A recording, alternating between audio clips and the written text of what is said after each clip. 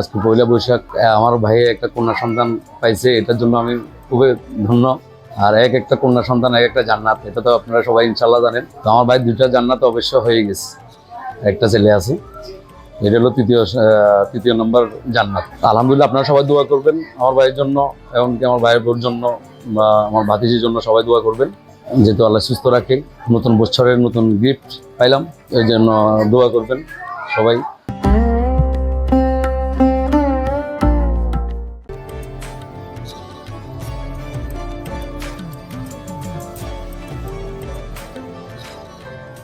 এটা আমার বাজি, মা অসুস্থ ছিল, তখন আমরা সিঙ্গিত করে নিয়ে আসছি।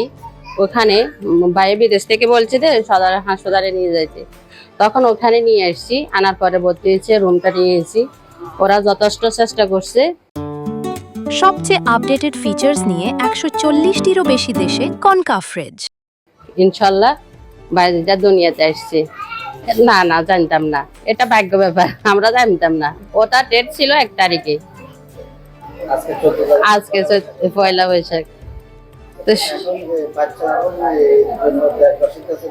হ্যাঁ, বাচ্চাদের কাছে সবাই যাতে আমাদের বাতের জন্য, মার জন্য মানে দোয়া প্রার্থনা করছি।